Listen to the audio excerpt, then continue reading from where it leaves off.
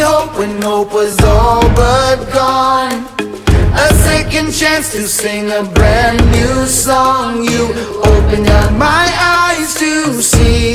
You rescued me, rescued me. You showed the way when there was no way out. Cleared up my mind when you erased all doubt. You made me strong when I was weak. You rescued me, rescued me. Through every storm of life, I know you're by my side. So I am holding on to your promises. You are the God who holds my future, all my dreams. So I am holding on. You'll never let go of me. I'm holding on to you. You are my God. I know you'll see me through. Hey! You are my God. I'm holding on to you. You are my God. I know you'll see me through. Hey! You are my God. I'm holding on to you. You are my God. You are my God. I know you'll see me through.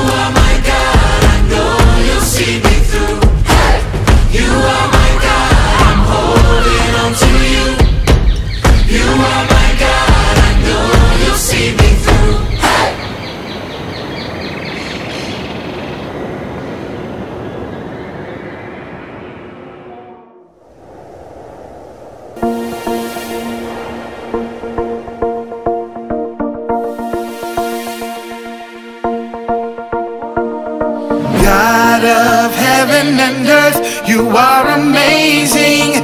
You hold me up with your hand. You give me faith, and I will put my hope in you alone, in you alone.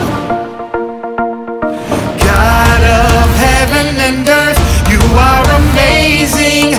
You hold me up with your hand.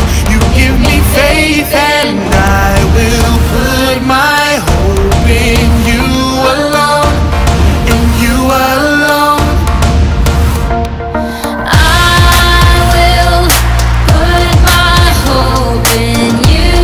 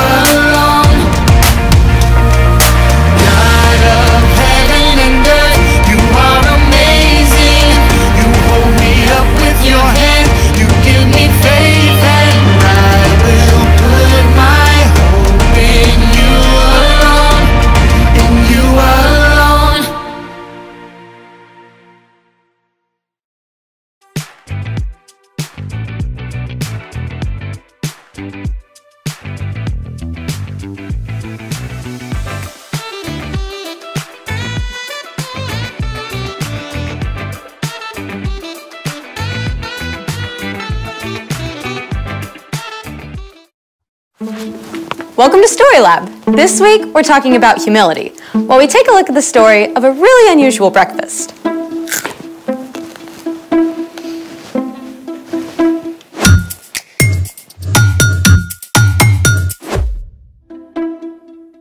Hey, I'm Skylar. And I'm Sebastian. We're talking about humility, which is putting others first by giving up what you think you deserve. So what are we doing today? This. Taking out the trash. Take a look inside. Okay. Hold on. I feel like I'm doing surgery. Go ahead. 1 banana peel, eggshell, more eggshells, I like omelets. coffee grounds. Dark roast. This is the way. Ooh. Why are we doing an archaeological dig of your breakfast? Not just my breakfast. Let me guess, you lost a contact? Nope. I give up. What do you see? A bunch of garbage. I see pure gold. I think you need to get your eyes checked. This stuff can turn into something amazing. What? Ta-da! Dirt. Not just any old dirt. Compost. Compost is decayed organic matter used to fertilize and nourish garden soil. This stuff adds all kinds of nutrients. It can make plants grow like crazy. But how does all that turn into this? I'm so glad you asked. Let's make it. There are actually a bunch of ways to make compost.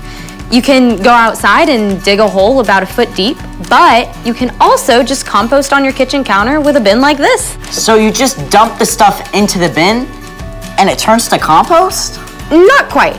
You need 2 ingredients for your compost recipe: greens and browns. I see green and I see brown. Actually, these are all greens. Fruit and veggie scraps, eggshells, tea bags, and coffee grounds are all greens because they have a lot of nitrogen in them. If you have this many greens, you need 3 times as many browns. Ooh, will these do? Nope. Browns are rich in carbon, stuff like shredded newspaper, dried leaves, and cardboard. We need to feed our compost with 1 part greens and 3 parts brown. I'm on it. 1 green, and then 3 brown.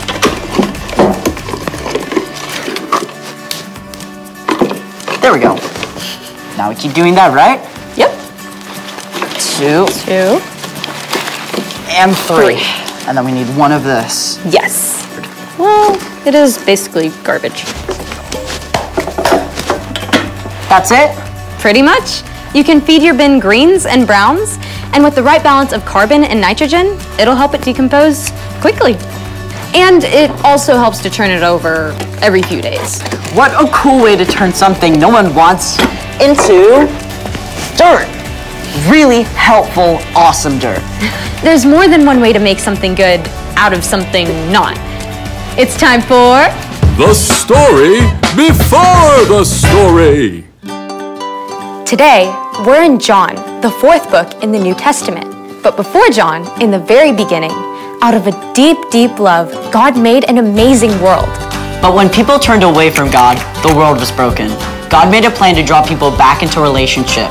So at the right time, God sent his very own son, Jesus, to come live among us. When Jesus grew up, he traveled from town to town, teaching and healing. But the religious leaders made plans to get rid of him. Jesus was crucified on a cross and died. But early Sunday morning, Jesus returned to life. Lots of his friends saw him. Which is where our story starts. Take it away.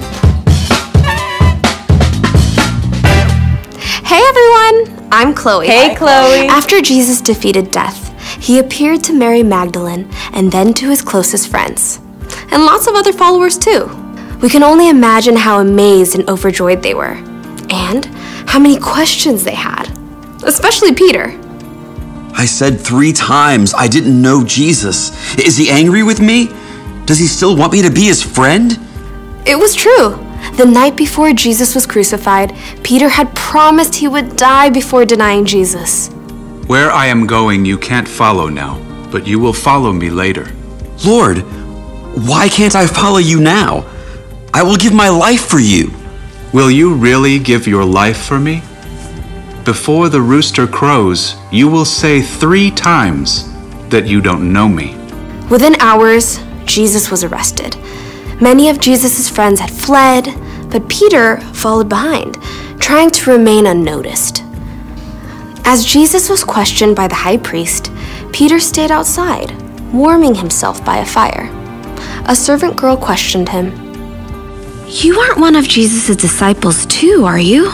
Peter was cold and scared, so he let fear take over. I am not. 2 more times, Peter denied knowing Jesus. Then, a rooster crowed, just as Jesus had said, and Peter realized the terrible thing he had done. That had only been a short time before. Even though Jesus was now alive again, Peter wasn't sure what Jesus thought of him. So, Peter did what he often did when something was bothering him.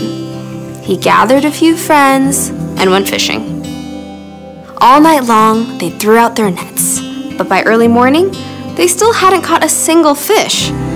As they returned to shore, they saw a lone figure standing there. Friends, don't you have any fish? No.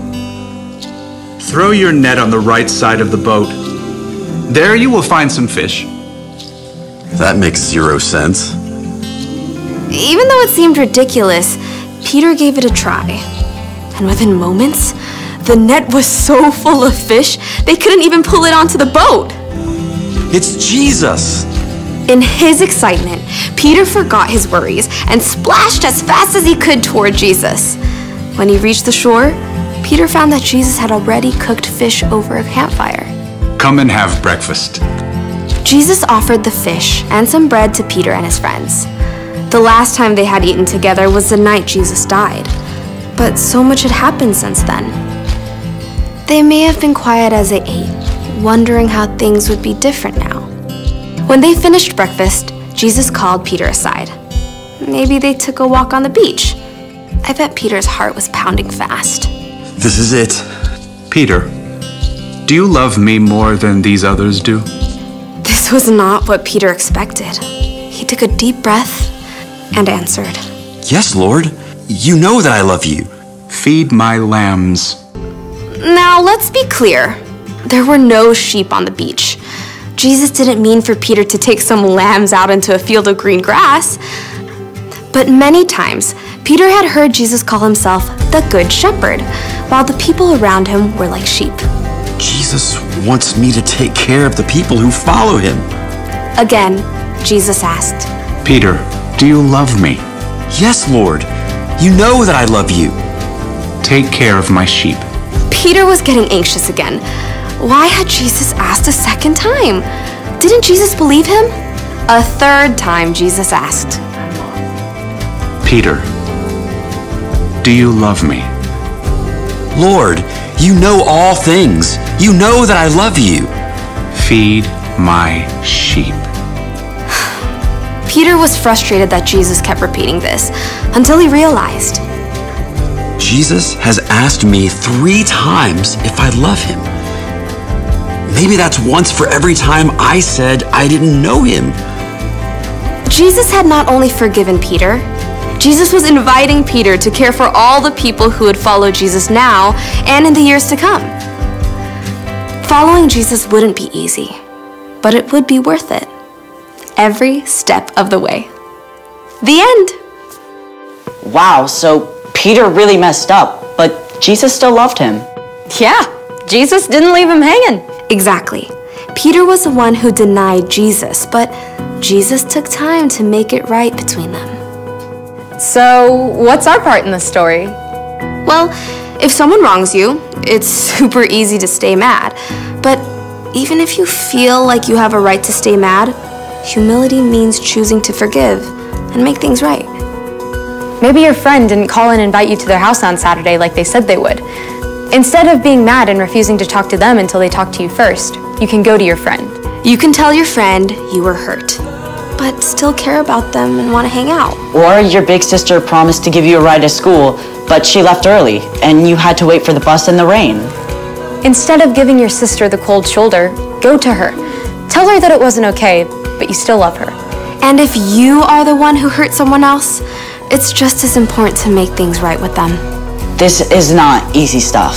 But it's super important. You're absolutely right. See you next time. Bye, Chloe. So here's the thing. Put others first by making things right. Got it. Do you think Peter and Jesus composted their breakfast leftovers? No idea. Hold on a sec. All right. She looks hungry. Apple corn? Nom, nom, nom, nom, nom, nom, nom, nom. Thank you. Thanks for joining us in the Story Lab. See you next time.